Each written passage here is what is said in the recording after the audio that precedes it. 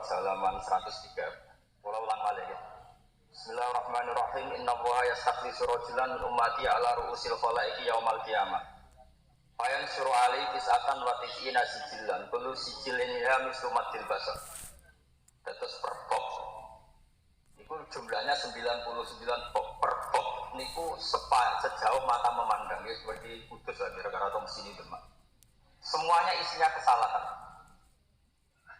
Terus Allah tanya, apakah kamu punya alasan kenapa melakukan kesalahan ini? Fayaqulu la ya Rabbi, enggak, memang salah ya salah saja. Ngendikane pangeran, fayaqulu bala innalaka indana hasanatan wa innahu la zulma 'alaikal yaum. Fayukhriju bitaqatan fiha asyhadu an la ilaha illallah wa asyhadu anna muhammadar rasulullah. Fayaqulu ya Rabbi ma hadhil bitaqatu ma hadhis. Jadi kesalahan 99 box, yang per box itu sejauh mata memandang. Jadi kalau 99 kira-kira di Jakarta. Allah hanya membawa satu lembar saja yang bertuliskan la ilaha illallah Muhammadur Rasulullah. Itu satu-satunya kebaikan dia. Makanya si Rasul tadi bilang, ya Allah, apa artinya satu kebaikan itu dibanding 99 box kesalahan. Tapi kata Allah, dawuh pangeran, la zulma 'alaikal yaum. Terus fato sat asijillat wa taqulat al-bitaqatu fala yasqulu ma'asmillahi ta'ala syai'un. Ketika ada kesalahan 99 box ditimbang dengan satu kertas bertulis la ilaha illallah Muhammadur Rasulullah, ini menang kertas yang ada la ilaha illallah Muhammadur Rasulullah. Karena kalimat ini tidak tertandingi. Bagaimana mungkin malaikat atau makhluk apa saja kemudian memenangkan ghairullah dibanding Allah? Ini kan kalimat sakral, nggak mungkin malaikat siapapun mengalahkan kalimat la ilaha illallah. Makanya dijelaskan fala yasqulu ma'asmillahi syai'un. Sebab itu menurut fatwa semua fuqaha, kalau ada orang kafir 90 tahun, dia 1 menit saja melafadzkan la ilaha illallah kemudian mati tetap dakhalal jannah. Soal disiksa dulu itu nggak masalah. Nah, itu biasalah pemanasan, itu nggak masalah. Nggak masalah. Dan itu sharihah disebut qulil ladzina kafaru iyantahu yufar lahum ma qad salah. Siapa saja yang pernah kafir kemudian melafadzkan la ilaha illallah pasti yufar lahum ma qad. Nah, kenapa saya ngaji bawa tema ini? Karena sekarang itu merisaukan sekali. Kalimat yang begitu sakral sampai kekafiran 90 tahun saja bisa dikalahkan dengan kalimat la ilaha. Sekarang banyak paham Wahabi, paham macam-macam sing wong lafadzno la ilaha illallah mergo ning kuburan dadi kafir. Ini paham yang aneh. Bagaimana mungkin kalimat yang orang kafir saja menjadi muslim, sekarang dengan kalimat sama orang muslim menjadi kafir. Itu logika yang bulat, bulat aneh. Bulat aneh. Coba. Terus ini jelas ya, terus ini diriwayatkan Imam Ahmad, Imam Nasai, Imam Tirmidzi, ini dawuh Sayyid Muhammad. Kalau cek, saya sebagai peneliti ilmiah, kalau cek ternyata itu diulang lagi di Syarah Ihya, namanya kitab Ithafuz Sadat Al-Muttaqin, ikutan kitab Polo, juz 14, halaman 636. Ini penting kalau aturakan supaya kita punya tradisi riwayat. Ihya, itu dikarang Imam Ghazali, 600 tahun itu tidak ada yang bisa mensarai. Setelah 600 tahun dari beliau ada orang alim alamah min itrati Rasulillah, namanya Sayyid Murtado Asyadi, namanya Muhammad bin Muhammad Asyahir, disebut Murtado Asyadi. Delalah kersane pangeran, beliau di murid pertama itu yang Jawa. Ini ku alim-alim yang Jawa sing urip teng Mesir.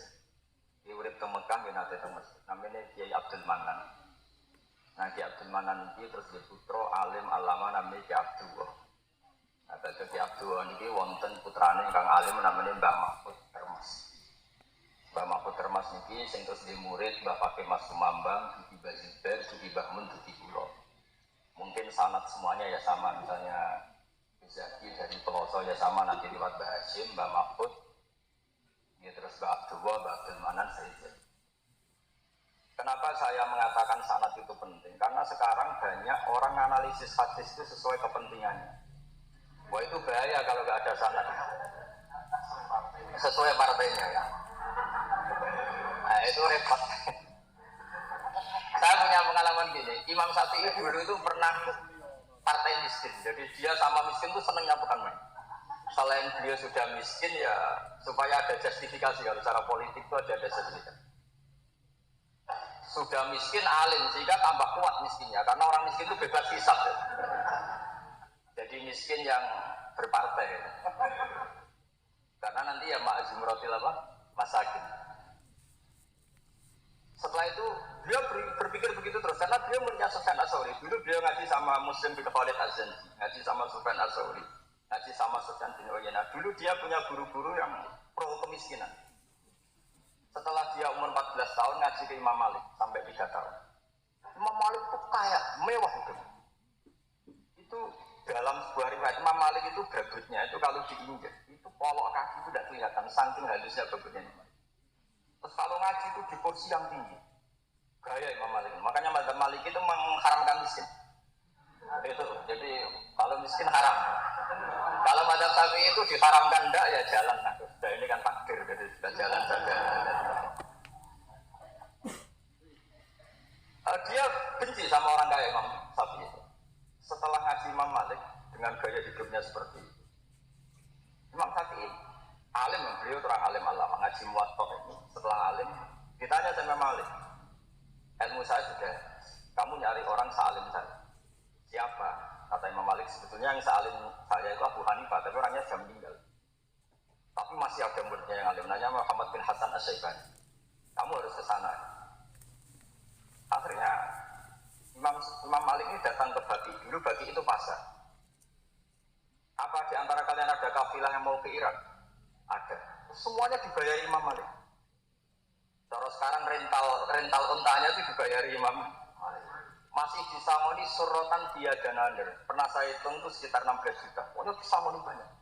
Mulai Syafi'i mulai mikir. Ya yang saya kritik kok malah manfaati karena sering ngasih uang Imam Malik.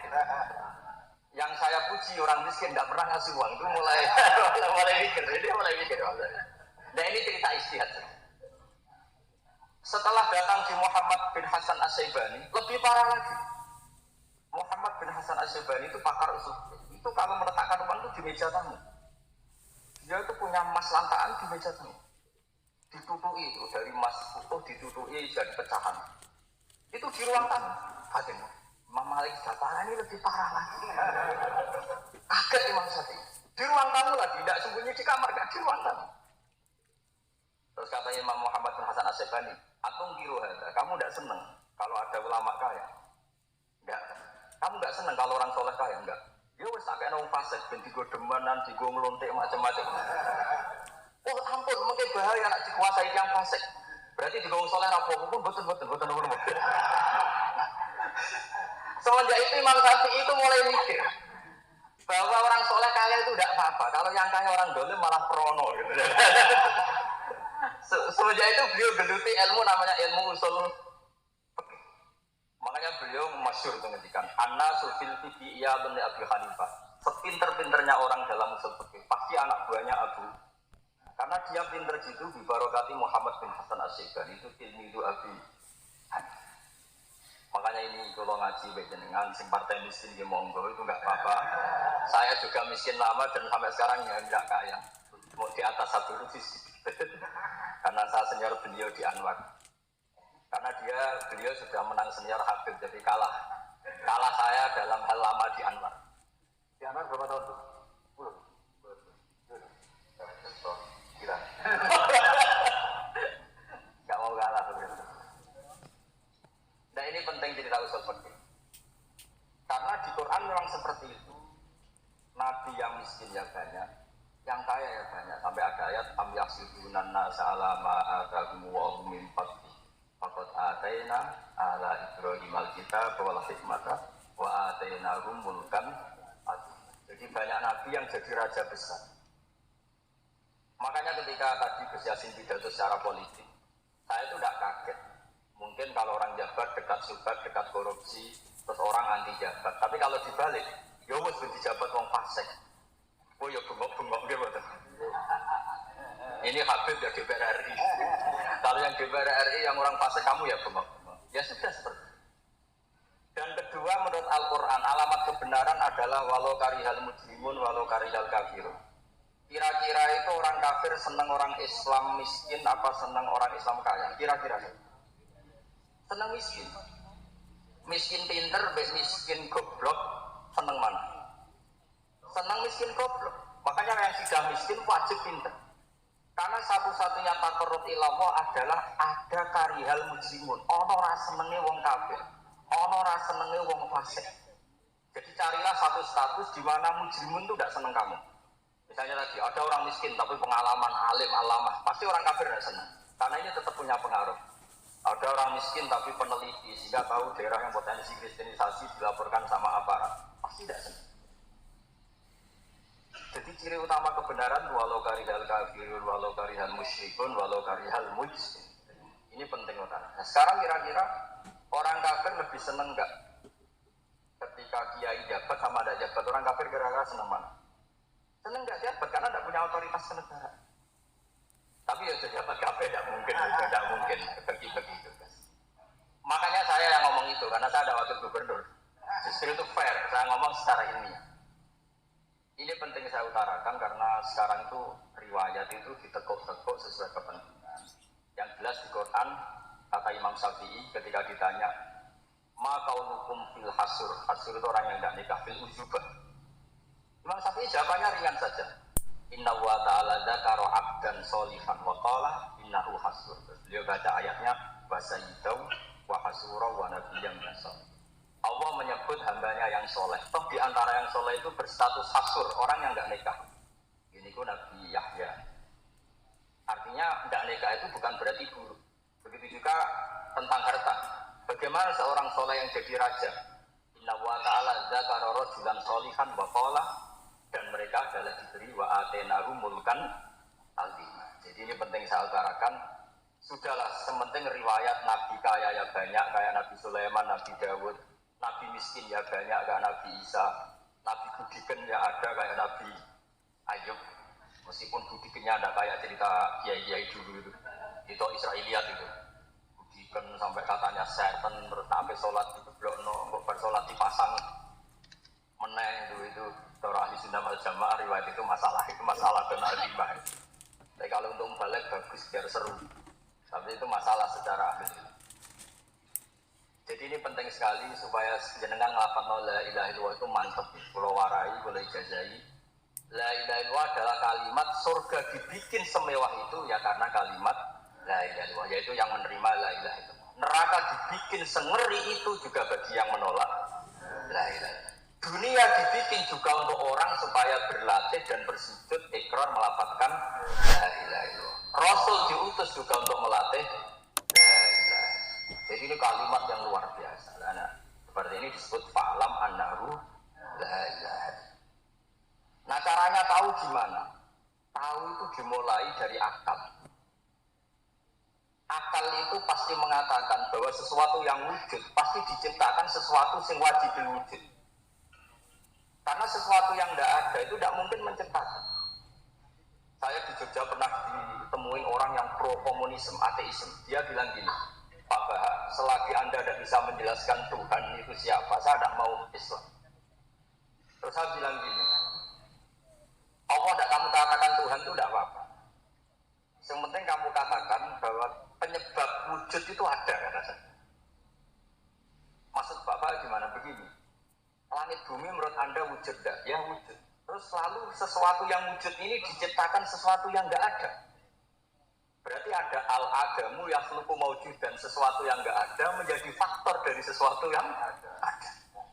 Itu lebih muhal lagi. Terus dia mikir, nah terus gimana Tuhan itu? Ya sudah, kalau kamu belum siap mengatakan Tuhan itu Allah, katakan saja zat yang paling wujud. Nah kalau itu masuk akal katanya dia. Makanya sirinya, sebetulnya Quran itu ngajarkan pertama kita itu udah kalimat Allah, Iqra bismi rabbikal ladzi khalaq. Ketika Allah menciptakan manusia dan bumi, Allah mengenalkan dirinya itu tidak langsung namanya Allah. Amkuliku min ghairi syai'in. Masa alam raya ini diciptakan oleh sesuatu yang tidak wujud. Nah, baru Islam menerangkan sesuatu yang wajib wujud itu bernama Allah. Paham ini? Makanya sebenarnya ada urutannya. Makanya masyhur kalau dalam kitab-kitab ilmu kalam, musabbibil asbab atau mujidul asya. Akal hanya menentukan bahwa alam ini butuh mujid, butuh pemwujud yang mewujudkan. Soal namanya itu lamat kholalil akli, akal tidak ikut campur. Yaitu hanya riwayat secara Islam yang menciptakan langit bumi disebut Allah. Itulah pinternya ulama-ulama dulu ketika mensifati Allah itu tidak sing wajibil wujud. Karena wujud langit bumi ini sudah nyata, tinggal nyari sebabnya siapa? Penyebabnya adalah zat yang di atas itu semua, disebut wajibil. Terus seorang tadi baru ikrar, ya sudahlah Bapak, nggak masalah kalau Tuhan itu wajibil wujud atau wujud yang beresensi, nggak masalah. Soal namanya Allah saya pikir dulu, katanya sudah kamu pikir apa terus. Tapi teori ini penting. Saya termasuk orang ahli sunnah yang setuju model kitab Fathul Mu'in, meskipun sebagian besar ahli sunnah tidak setuju. Kalau menurut teorinya Fathul Mu'in itu Allah itu mangkulun minal ilah. Lafaz Allah itu dipindahkan secara alam dari lafaz al-ilah. Lafaz al-ilah ditakrif, dima'rifatkan, kemudian ditafsir menjadi Allah. Jadi Allah itu maknanya Tuhan yang tak. Tapi menurut ahli sunnah yang lain kan enggak, Allah itu tauqifiyah, ya sudah namanya Allah. Tapi setidaknya menurut Fathul Mu'in itu lebih gampang, artinya Allah itu nama dari apa yang kita sebut, yaitu musabbibul asbab atau al-ilah dari kata Tuhan. Dan itu lebih mudah karena di Quran misalnya ada pertanyaan kul ayyu syai'in akbaru syahadah qulillah. Jadi ini penting saya utarakan supaya Anda ini terbiasa pakai hujah-hujah Qur'aniyah, yaitu caranya tadi. Misalnya Allah nggak dikatakan Tuhan, kata Allah nggak apa-apa saya ada Tuhan, tapi tunjukkan ada Tuhan yang lain yang lebih tangguh ketimbang saya. Qul ara'aytum ma tad'una min dunillah aruni madza khalaqu minal ardi am lahum syirkun fis samawat. Enggak apa-apa saya ada Tuhan, tapi carikan Tuhan yang menciptakan langit bumi. Buktikan ada Tuhan lain yang menciptakan langit bumi. Kan mereka tidak bisa buktikan. Misalnya mereka bilang Yesus Tuhan, Isa itu lahirnya di bumi, ada tanggalannya Masehi. Fir'aun apalagi? Fir'aun ngaku Tuhan itu dibantah sampai Nabi Musa. Tuhan itu Rabbus samawati wal ardi, yang menuhani langit dan bumi. Fir'aun masih enteng. Saya jalan-jalan kemana-mana, taunya Tuhan ya saya. Ma'alim tulakum min ilahin. Kata Musa, Tuhan itu di langit. Malah Fir'aun manggil Haman. Ya Haman meniri surhala ali abdul asbab samawati fa'atol ya ilahi Musa. Haman bangunkan aku piramida yang tinggi supaya aku bisa melihat Tuhannya Musa. Kok kita bodoh nih? Akhirnya Musa mikir, ini debat seorang saraf ini enggak selesai. Akhirnya Nabi Musa sederhana, mensifati Tuhan langit bumi itu enggak mengalahkan Fir'aun. Allah mengajarkan Musa teori yang sederhana. Rabbukum wa rabbu abaikumul awal. Ya sengene wae nak ngono, pangeran sing mengerani buyutmu. Itu hadirin yang hadir, langsung ada yang iman. Nak pangeran itu Fir'aun, buyutnya rano pangeran dong, kan Fir'aunnya baru lahir. Fir'aun kaget, waduh. Karena kalau cerita Tuhan bumi, dia masih kemana-mana dituhankan. Tuhan langit, dia masih berharap setelah piramida melihat Tuhannya Musa maksudnya. Setelah ada piramida, dia kan tetap tidak melihat. Terus makanya Nabi Musa dan corosan ini ganti kopling menjadi Rabbukum wa rabbu abaikumul awal, yang menuhani nenek moyangmu.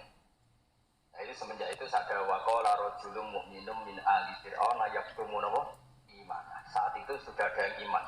Iya ya, nak Fir'aun pangeran duwe mbah di buyut, terus buyutnya pangerannya wong pangerannya lahir terlambat. Nah ini namanya al-hujjah. Jadi saya mohon sekali jadi dilatih. Qul falillahil hujjatul balighah wa tilka hujjatuna atayna Ibrahim ala qaumi. Jadi saya mohon kalau ibadah anut riwayat karena itu tak abadi. Jadi kalau logika itu anut akal. Ya akal yang dipandu ulama. Tentu kita belajar beberapa kitab ilmu kalam yang diajarkan Imam Asy'ari, yang diajarkan Imam Maturidi, yang lewat guru-guru kita. Jadi saya pikir demikian. Walaupun Pak Wiridan kalau namun bantu di anak format Habib Bali. Jadi jadi perjanjian ini kalau ngajar di sini itu sekali, tapi ini ya Ali melanggar sampai 3 kali. Ya. Tapi ini hormat Isadat Al-Kiram karena sebetulnya kalau tadi jagungan sama Habib Lutfi, sebetulnya keinginan Rasulullah terbesar adalah tarotu fikum khalifatan. Bagian riwayat disebut ahaduma at-tolu minal akhir, yaitu kitab buah wa itroti. Kitab buah dan itrot. Itrot itu ya yang pokoknya yang mansub, yang keturunan-keturunan Rasulullah. Baik keturunan nasab maupun keturunan sabab. Masyhur itu. Kata Rasulullah, walai yaftariqo hatta yarida aliyal haudhu. Dua-duanya ini tidak boleh pisah sampai nanti ketemu saya di haud. Jadi normalnya ahli Quran kayak dulu Mbah Dolah yang masyhur akrab para habaib. Guru saya Mbah Mun ya akrab dengan para habaib. Memang harusnya seperti itu, tidak boleh pisah sampai nanti ketemu Rasulullah di haud. Nah tentu nasab itu dua, ada nasab gen kayak Habib Ali Al-Habib, ada nasab sebab. Sebab itu ya karena ta'allum, karena mahabbah. Makanya di hadis itu riwayatnya kullu nasabin wa sababin. Jadi bukan nasab kok, kullu nasabin wa sababin mungqati'un yaumal qiyamah illa nasabi wa sababin. Terus yang mesti ditetir ke Habib yang bahasa-bahasa ini sing pede mawon karena masih ada peluang untuk jalur nasab sebab apalagi jenengan mahabbah. Aku ini promosinya Ali ini mendukung jenengan ini. Entah tawadhu, entah tenan, nggak tahu. Aku. Nggih, yakin. Aku. Alhamdulillah. Dan ini kata beliau intisab bil ilmi aku. Tapi yang dikatakan Habib Ali itu memang benar. Jadi Sayyid Abi Bakar Sato, pengarang I'anatul Thalibin itu Habib. Tapi beliau pakai marga Sato karena marga Sato itu marga mbah-mbahnya yang alim. Jika beliau lebih bangga intisab bil ilm. Jika namanya Abi Bakar apa? Satu. Jadi dia pakai marga. Begitu juga pakai muqaddam. Itu orang nggak manggil Habib pakai muqaddam, tapi Syekh pakai muqaddam. Syekh Abdul Qadir Jilani ya Syekh Abdul Qadir Jilani. Al-Barjanji juga Sayyid Al-Barjanji. Sampai disebut fakih karena dia ahli fakih. Pakai muqaddam. Saya tahu banyak tentang biografi beliau karena saya sering baca kitab Al-Masra'ur Rawi di mana kaki Ali Ba'alam yang dikarang Asyi. Ngapunten ingkang kathah. Assalamualaikum warahmatullahi wabarakatuh.